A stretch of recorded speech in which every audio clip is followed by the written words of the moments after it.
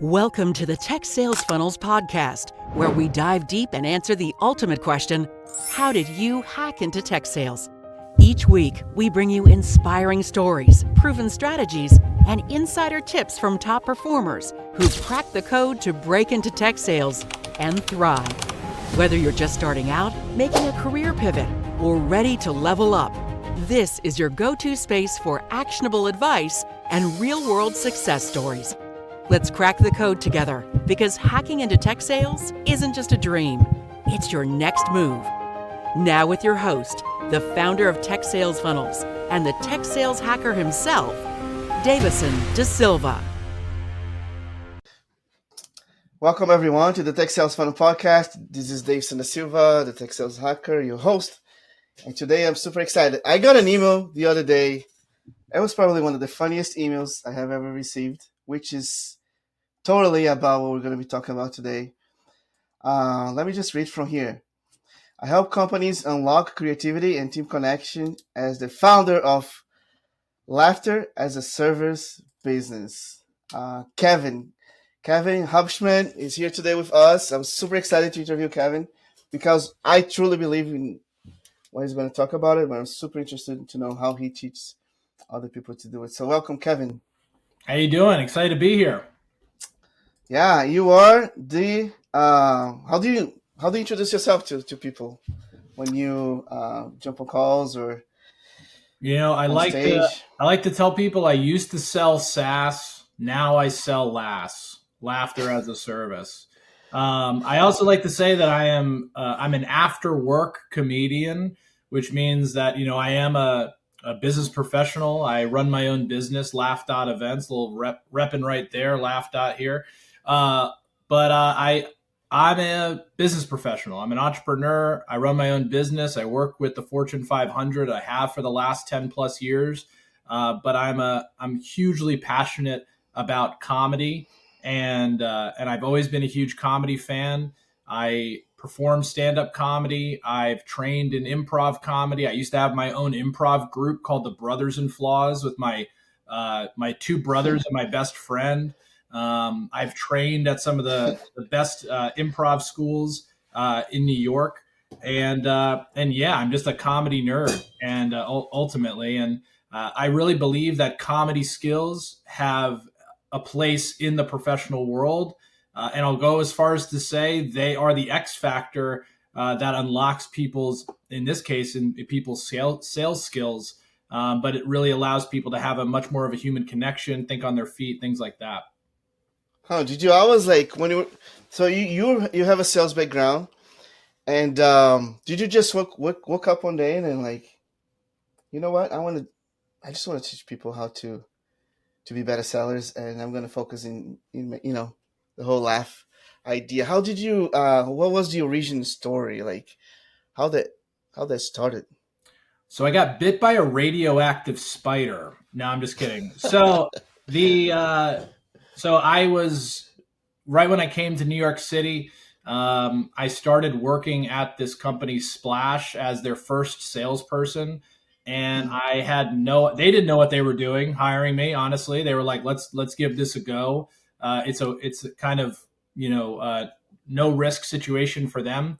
But I also didn't know what I was doing either, and I was just trying a lot of stuff. So as I was feeling that out, I started, like I said before, me and my brothers and my best friend started a group called the Brothers in Flaws, and we would do improv 3 hours a week. We would go to my brother's apartment, move the furniture out of the way. We bring our instructor over, and we would do improv 3 hours a week. And it was like the most fun I've ever had. I highly recommend it. It was so fun. And I thought that the benefits would stop there. I thought it was just like, hey, I'm getting this hit of endorphins and feeling good. And, what a great stress reliever. And it was a fantastic outlet for me. But I really found the value when I went back to work the next day, and I started to listen better. I started to, I'm getting a little echo on your side of things. Sorry. Interesting. Okay, let me get back. Okay, go ahead. Yeah, so It's worse now. I think we're back now. All right. Okay, perfect. Um, but anyways, so me and my brothers, we got this improv instructor. We do this 3 hours of improv. I was feeling really great when we did it, but I didn't realize that the benefits were going to go beyond that apartment that we were at. And so what happened is the next day I started to collaborate better with my team, and I also Hmm. started to uh, be way better with my prospects. And I saw that my sales started to increase, and I started to suddenly be able to communicate better with my clients, and a lot more closed one was happening, and it wasn't a coincidence. My improv skills that I were learning were allowing me to listen better to my customers, effectively communicate with everybody, and more importantly, I was not interrupting them and I wasn't going off of a script, and I was really figuring out my voice because I was just really open to going for it in the moment and Hmm. feeling out what was being given to me, because that's what improv's about. You're working through in the moment, what's given to you, and allowing yourself to kind of move through the scene, and in this case the call, and into leaning into what is going to allow me to connect with this person, listen to them, and give them what ultimately is going to be a solution for their problems. Very, very, very interesting. And I love that you said you will be able to listen better and all that. I don't, in my podcast, I don't have a script. I don't have like questions. I like to just listen and kind of follow, which I truly just, prescribe to that. How, so you started selling more, and then did anybody ask, like, hey, like, people noticing, like, team, your manager, all that kind of stuff? I don't think anyone necessarily was noticing because they had no, they were like, okay, great, this is working out. This hire is better than we thought. So I think, yeah, certainly people noticed that I had a skill set for it, but it wasn't like I was going around and being like, hey, I'm much better than I was before, and everyone should hear it. I was the low man on the totem pole, so I was kind of trying to, move without anyone really noticing me, and just kind of keep my head down. But my goal was really, I wasn't consciously knowing that this was happening to me. I was Mm, just trying to satisfy my love for comedy and also do my job. And it wasn't until kind of years later when I started to get into stand up comedy that I realized that these improv skills were translating into not just the stand up stage that I was hitting, but it was really working at from work. And I started to realize, like, all as I kept getting, after I did the Brothers and Flaws, I started taking classes at the Upright Citizens Brigade, and which is mm, a great comedy theater in New York City. And I started to hear the same kind of lessons over and over, and I started to now be like a couple of years into my sales career and saying, "Oh, wait, I just had a sales training and they told me to like reduce my talk time." And I was like, "How do you do that? You listen more, and you don't interrupt people." And so I started to take those different learnings, and there was times where I went up to my team, I was like, "We should do an improv class together." mm, But people get really intimidated by improv, and that word is really scary because it's either whose line is it anyways, or it's like kind of has a negative connotation of like kind of being made fun of, like a drama club type of thing. So that's also why my business, we don't call it improv, we call it laughing in development, because that's what it mm. is. We're trying to help people professionally grow, and laughter is something that happens as a result. Um, but it's not necessarily the reason people do it. But it's just a ton of fun. People are having a really good time, and when you laugh, it's like a mile marker for your brain. Your brain will retain more information when you laugh. So, that's also a really big benefit of laughing in development, is using these comedy skills and training people in these skills so that they can laugh and learn and be ultimately better at their jobs. Well, there's a lot to uncover here, man. I'm super excited. You talked about skills. You talked about find your voice. Let's talk about how to, when people know when they actually, like, find their voice. Like, is that like a, it's like a realization, an assessment, or like they're just feeling more confident? How would you describe that moment? I think finding your voice comes from reps. And so I think the ultimate way to find your voice is to get reps. And so when it comes to, I'll talk about stand up for a second. That's a really big component of stand up comedy is finding your voice. They say comedians don't really get great until they find their voice. And sometimes that can take up to 10 years, which is a Mm, long time. But what that means is that they've gotten so many different reps, and those reps could be a coffee shop show or a bar show or an open mic or a bigger show, whatever it might be. They're getting that 10,000 hours that people say makes you become an expert at something. mm-hmm. But you need to get those reps, and those reps make you more comfortable. And suddenly those reps allow you to say, oh, I can go off script because I've been here before. And so the more that you talk about things and the more you do your pitch, the more you get these reps, you're going to find your voice and what makes you unique. A lot of teams, when they start out, and we were scaling our team at Splash, that was the company I worked for, Mm. I was responsible for helping train some people, and they're like, yeah, let's see your script. And I was like, I don't have a script. I I just was doing this willy nilly, trying to figure it out as I go. But I had to write a script for people to start. And it was so unnatural for me. I was not used to that. But, that what they really wanted was saying, okay, how are you articulating this to your customers, and give that to the people that you're helping train and get on your level. Except the thing that did not work out for people is when they try to use my word for word. They go, wait, what was that you said? Word for word. I'm going to just say what you're saying. And it's just like in stand-up comedy. They don't go up there usually and they're trying to hit word for word. They feel it and it's within themselves, and they know the pauses, and certainly they know their act in and out, but they need to be able to kind of say it within themselves. And so the words become part of you, and you're able to, or you might repeat stuff that you're going to say a lot when you're doing your script, so to speak, but you're also able to go off script, and you're able, when someone says a question or something, you're able to not get frazzled and not unwaver in your goal to really get to the end of this in making them on your side. So when I say finding your voice, people got to find their reps. And what does reps look like for a salesperson? People might think it's like, all right, I got to get more sales calls. I got to get more in front of more people to do that. No, you can hit up your friend. You could say, hey, I want to do a quick, let me tell you my pitch. You can talk to your mom. You can talk to your dad. You can call your brothers and sisters. You can ask a coworker, a friend. If you really want to bother someone, ask your significant other. And do that. So you can get, I call them low stakes reps. How can you get those low stakes reps so that you feel more comfortable talking? And the more that you feel comfortable, the more that you feel, okay, this saying that I had worked really well. Let me put that aside and say, I'm going to use that again, and just keep trying new things. And I think throwing things at the wall, not being scared to make mistakes, really allows you to get those reps and never not be afraid to continue to learn. I think a lot of people hurt themselves and they say, all right, I got it, nailed it, I'm done, I am the best person I could possibly be.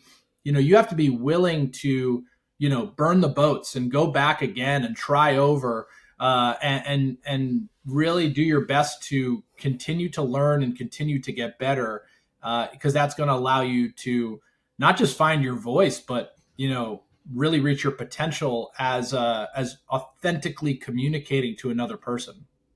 I love that. I recently came out of a TEDx event, and because we have to memorize, and some of the people were memorizing for months, they came to me and told me hey, Dave, I went completely off script.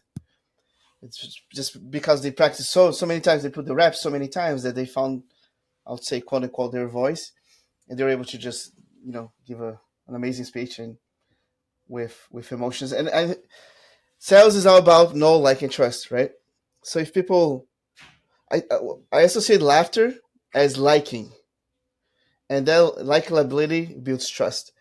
Mm-hmm. And you mentioned that it's not only about just smiling; it's about the skills that the comedians they have. Can you talk a little bit more about those skills? Is there like a list of a list? Is like a framework or something that you teach? How do they get to those skills? Yeah. So when we think about the skills, so our business, we call it, I said before, laughing and development.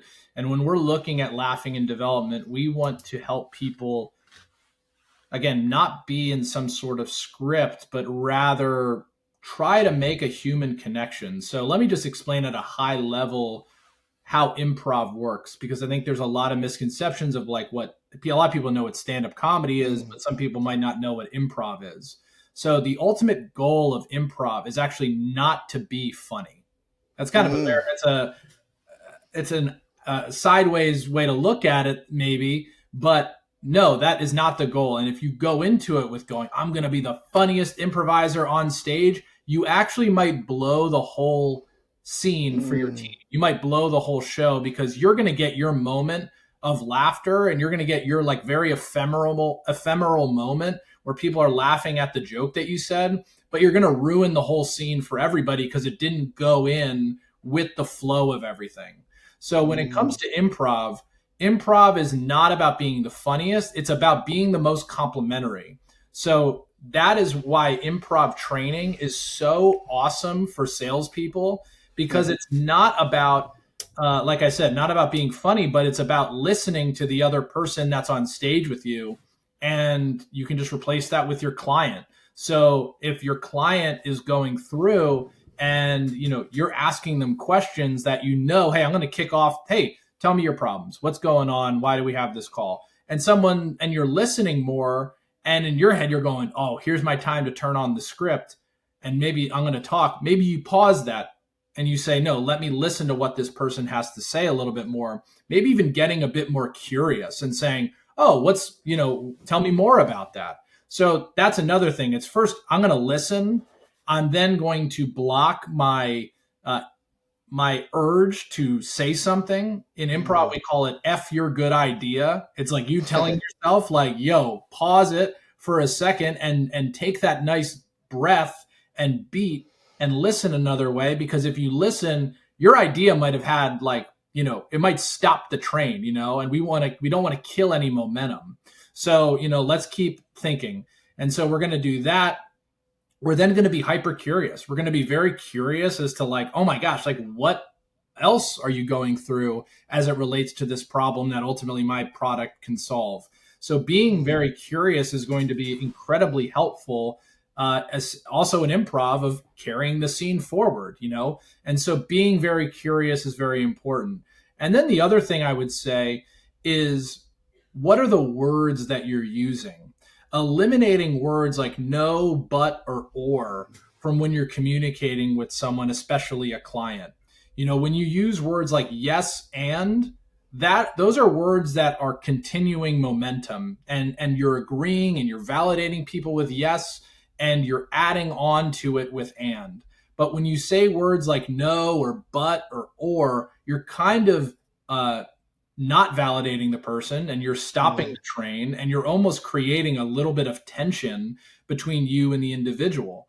So when you focus on those 4 or 5 things I just mentioned, just right then and there, that's kind of a framework to really have a fantastic discovery call with somebody, and really get your pitch across. And when you've done those things, then you can get into your script, and then you can give the opportunity to say, all right, now it's my turn to speak. Now let's focus on what I like to call, and people in improv and stand up like to call, the economy of words. So those skills I said before, they're very much a improv mindset. Now, when you bring in stand up into the mix, things that I learned in stand up, the biggest thing was, how can I say something in the least amount of words? How can I come across with the most amount of value in the least amount of words? And they call that mm, economy of words. Jerry Seinfeld said that if he didn't get into stand-up comedy, he would have been in advertising, because that's the place where mm, you have to come across in the least amount of words in your ad copy. So it's the same kind of mentality. So when you're reducing your talk time and you're listening to people and hearing their problems and validating them, then when it's your turn to talk, you're going to be saying words so succinctly that you're getting your point across, so that people are really understanding it, and not getting lost in your ums and your uhs and and all these filler words that are not really thought through. So also then leveraging those economy of words. So I'd say that's kind of a good framework, kind of freestyling there as I said that to you, but that's Oh those yeah, frameworks I'd look at. this is so interesting, man. Like, how do you when you how do you go about your training? Like, the sellers, the managers, or the corporations, did they sign up their teams to be part of like a workshop, or do the sellers kind of sign up? Hey, I want to get better, and I think this is cool. How that works? Yeah, right now it's very much team focused. So it's a manager or a VP or an executive. They're reaching out to our team. They can go to laugh.events. That's where you can, go and reach out to book something with us. But they're reaching out and saying, hey, we want to be a part of Laughing in Development. We have a sales kickoff that we're doing. We'd like you to maybe do a keynote for us and tell us more about your experience as a salesperson. And I'll do a keynote that's interactive with the group where I'll be, subliminally teaching them improv and as it relates to sales. Then the team, we might also do breakout rooms, where we have more instructors coming through and doing improv in a smaller group setting. So maybe it's like a 25-1 instructor to student ratio. So people are really learning a lot. So it's multiple ways that we work with each other. But the thing that's most important is that I'm working very closely with whoever that VP, executive manager, whoever that might be. And I'm creating the ideal curriculum that's going to give them the output that they're looking for. Because there is a really great opportunity to say, hey, I want my team to get better at active listening, or I want my team to get better at thinking on the fly, or I want my team to get better at just like being themselves and not being so robotic.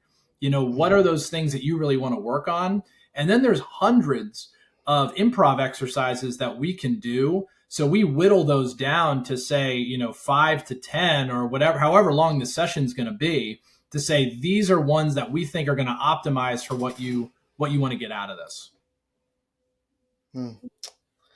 Okay. So it will vary by organization, by the team needs.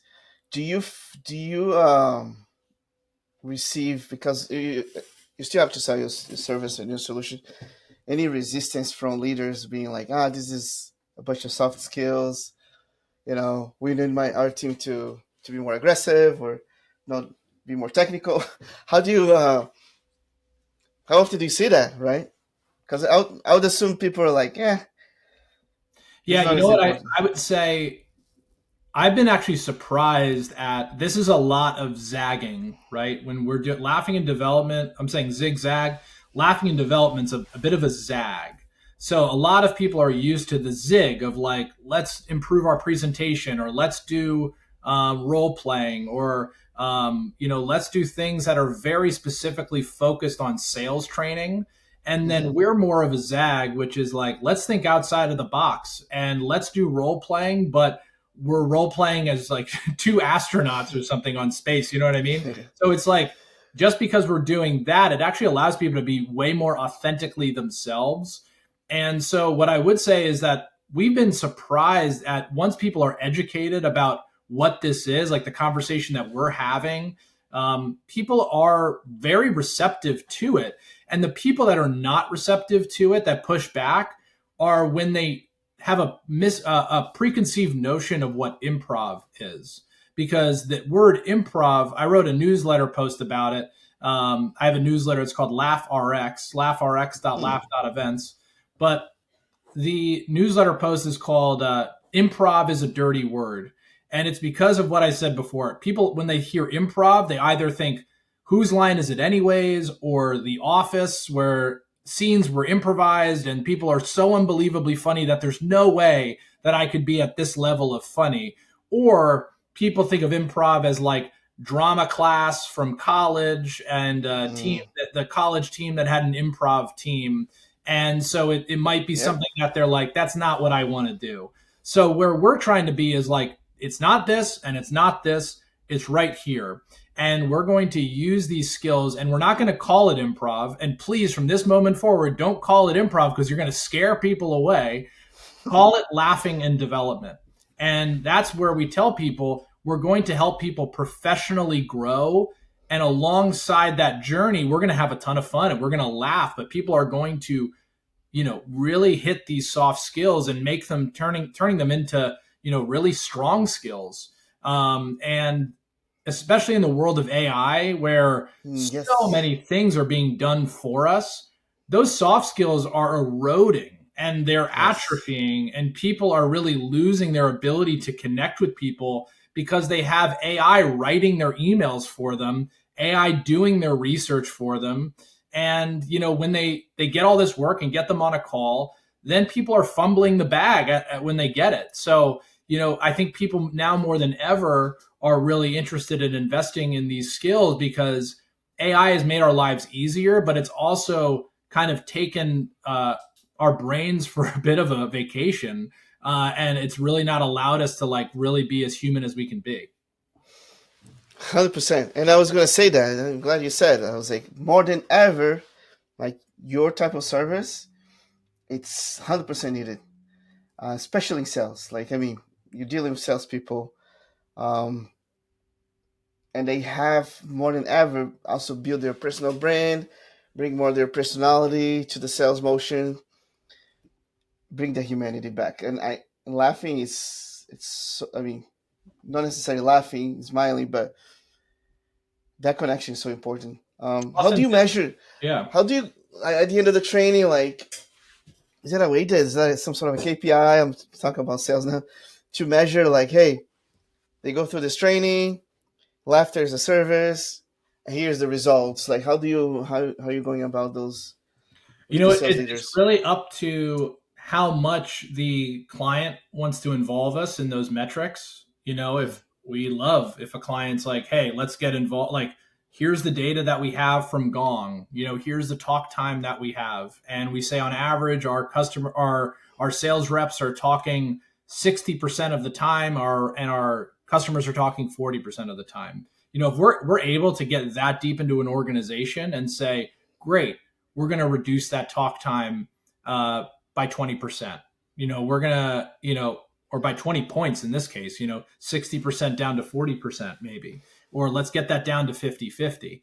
And so that's like one of the things that I love to measure is we're going to give your team the ability to measure if people are actually putting these skills into place, if listening is one of those skills that you want to improve on.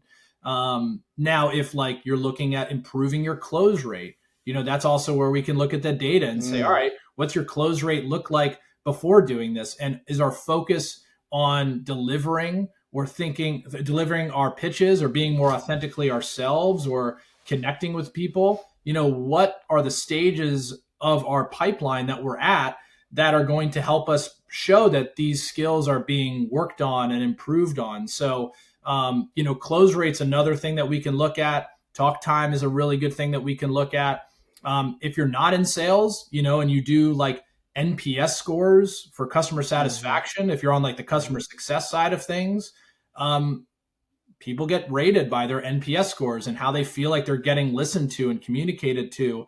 I think a lot of people, when it comes to tech, you know, a lot of the customer success, I know this is a sales pod, but like customer success is right there down the road. mm-hmm, There's a lot more give and take when the CS person, customer success person, is able to connect with the customer that was passed off by the salesperson. And when you're able to be like, hey, I'm sorry, and like I'm hearing your problems and I'm putting the feedback into the product, whatever it might be, that allows you to have a little bit more leniency when like the product is failing or a bug pops up or whatever it might be. So like when you're able to also increase the net promoter score of your relationship with your customer when you're doing your quarterly business review, that's mm-hmm. also another good way of like, are we making a more authentic human connection? Like product bugs aside, are people liking to work with us more? And is that leading to more retention? Is it leading to renewal? Is it leading to expansion? Things like that. I see it. I see it. Yeah, super important at every level, pre-sale, post-sale, retention, renewals, everything. That human connection. And I this is a topic to go hours. Like here, I'm trying to make a couple of notes here because I don't want to forget. But we're coming to a close. The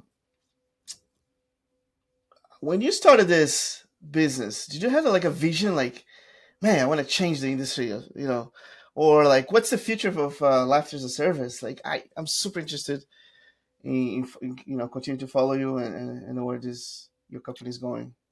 Yeah, when we started this business, we actually were just a focus on bringing comedy to corporate audiences. So that was a lot of it was during the pandemic and just having people laugh more. Hmm. And it was a kind of a ripe time for us to come into the fold because people really needed to laugh and they needed to make more connections with their team. So that was our first introduction when we started. I wasn't even thinking about bringing in um, improv really as a product just yet because I was like, okay, people are really in a dire need to laugh and connect with their teams. And Hmm. I was working with some comedians that were also out of work at that time who should have been in theaters, but they literally were not allowed to work. So I was able to bring in the best comedians in the country onto these Zoom calls with the Fortune 500, make them laugh and connect with their team. And that was the first time where I go, whoa, I know laughter is great, but we're connecting people on a level that I did not realize that laughter could do. And sure, I could see it, but then I would see it in the post event surveys that we would do where people were writing back like, man, thank you so much for this. Like, I really needed this. And it was just like a different tone than that was a fun team building. Thanks for the laughs. It was like, we needed this. And it was this kind of first environment exposure that I had from the outside looking in of going, okay, these corporate audiences are really ripe for, stepping outside of themselves. And because work is so transactional now, right?